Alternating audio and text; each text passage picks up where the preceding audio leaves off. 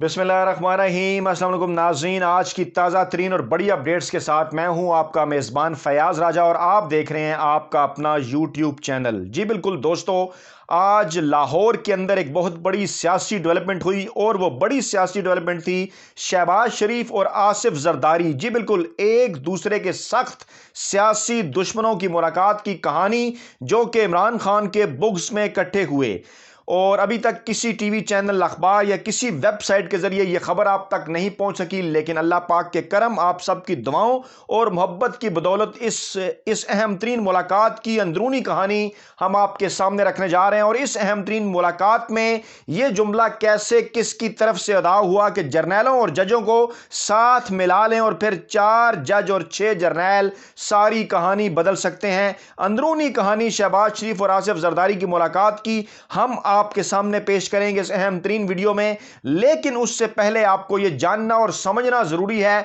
कि जनाब, इस तरह का साल, मुनफरद तरीन साल शायद ही कभी पाकिस्तान की सियासी तारीख में आया हो, साल 2022। इस साल के अंदर पाकिस्तानी अफवाज के, पाक फौज के 7 सीनियर जर्नैल रिटायर्ड होंगे, जबकि पाकिस्तान की सुप्रीम कोर्ट की रिटायरमेंट के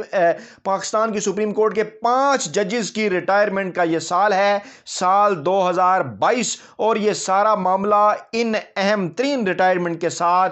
12 अहम तरीन ओहदों पर 12 अहम तरीन रिटायरमेंट जजों जर्नलों के मामले के साथ यह सारा मामला जुड़ा हुआ है। लेकिन अंदरूनी कहानी आपके सामने रखने से पहले मैं आपको बताऊं कि यह खबर अभी तक किस तरह से रिपोर्ट हुई है। तो जनाब, पहले तो यह रिपोर्ट की गई कुछ इस तरह से कि जनाब, आज शहबाज शरीफ और आसिफ जरदारी के दरमियान मुलाकात हुई और मुलाकात में माजी के इख्तलाफात भुलाकर आगे चलने पर इत्तफाक किया है, वर्किंग रिलेशनशिप बढ़ाने पर इत्तफाक किया है। और पीपल्स पार्टी ने यह तजवीज़ दी है कि लॉन्ग मार्च पर पीपल्स पार्टी और पीडीएम एक साथ इस्लामाबाद में दाखिल हों, जिस पर नून लीग ने कहा है कि पीपल्स पार्टी की यह तजवीज़ पीडीएम के सामने रखी जाएगी और फिर अदम एतमाद की सूरत में दोनों पार्टियों को मुतफ़िक़ा लाएअमल अपनाना होगा। यह भी तजवीज़ दी पीपल्स पार्टी ने और दोनों जमातों की जानिब से एक दूसरे के खिलाफ बयानबाजी ना करने पर भी इत्तफाक किया गया। और इसी दौरान जब यह बातचीत मीडिया से हो रही थी तो उस वक्त मीडिया के सवालात का सामना करना पड़ा बिलावल और मरियम के इख्तलाफात के ऊपर। और उस पर शहबाज शरीफ ने यह कहा कि टूटे हुए दिल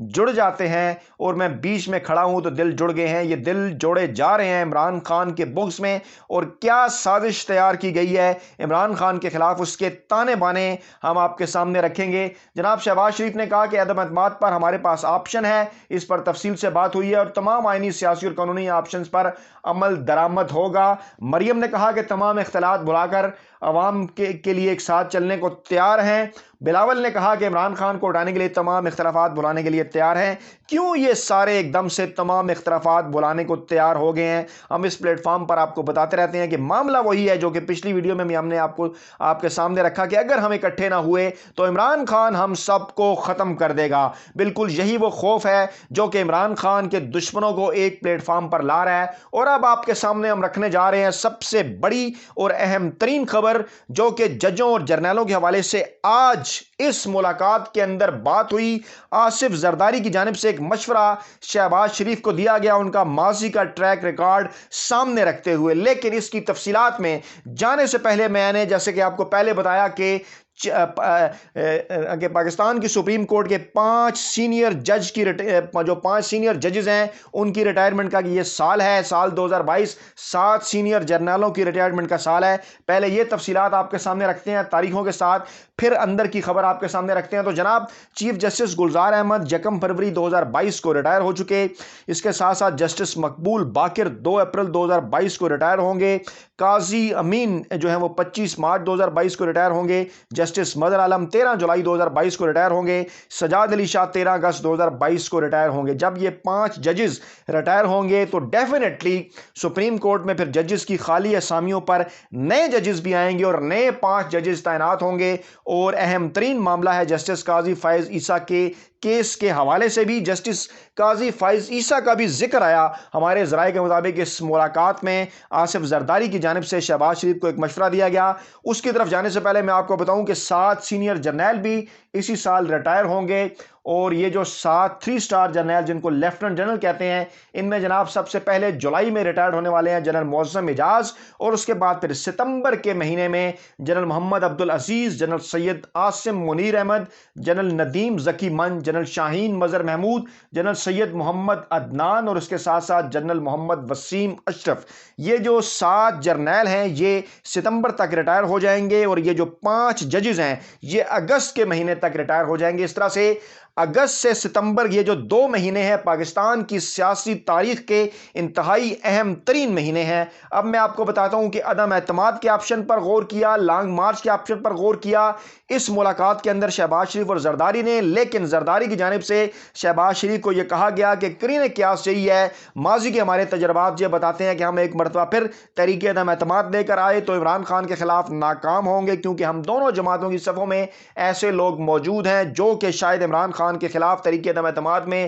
ووٹ نہ دیں اور ہم 172 ارکان پورے نہ کر پائیں۔ پھر انہوں نے یہ بھی کہا کہ ماضی کا ٹریک ریکارڈ یہ بھی بتاتا ہے کہ تمام تر کوششوں کے باوجود پی ڈی ایم اور پیپلز پارٹی عمران خان کے خلاف بڑی تعداد میں لوگوں کو باہر نہیں نکال سکی، اس لیے ایک مرتبہ پھر ہمیں ناکامی کا سامنا کرنا ہوگا۔ اس لیے آصف زرداری نے ذرائع کے مطابق یہ مشورہ دیا، انہیں یہ کہا کہ آپ کیونکہ ماضی کے اندر بھی ججز اور جرنیلوں کے ساتھ رابطے کرتے رہے ہیں، 90 کی دہائی کا مسکراتے ہوئے انہوں نے ذکر کیا، اور انہوں نے کہا کہ 90 کی دہائی کے اندر جس طرح سے آپ نے بے نظیر بھٹو کی پیپلز پارٹی کی حکومتیں گروانے میں اسٹیبلشمنٹ اور عدلیہ کی مدد حاصل کی، اور پھر یوسف زئی گیلانی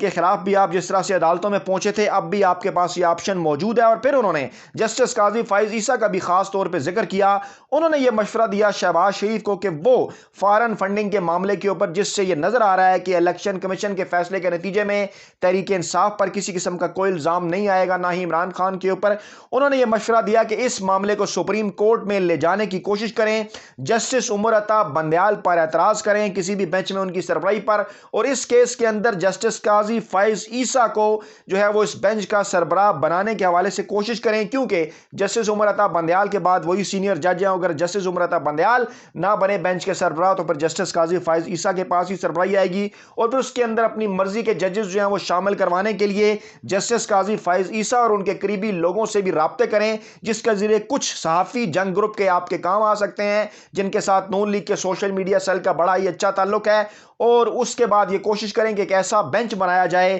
ایسے 4-5 ججز کا جو کہ عمران خان کے خلاف اس قسم کا کوئی فیصلہ دیں جس سے یہ تاثر ابھرے کہ عمران خان نے کسی قسم کی کوئی کرپشن کی ہے۔ اور دوسری طرف انہوں نے یہ بھی انہیں مشورہ دیا کہ ایک اور معاملہ جس سے پہلے بھی آپ ماضی میں پاکستانی افواج کے درمیان اختلافات پیدا کرنے کی کوشش کرتے رہے ہیں، ایک مرتبہ پھر آپ یہ کوشش کر سکتے ہیں کہ اگر پاکستانی فوج کے جو 7 جرنیل جو ہے وہ جولائی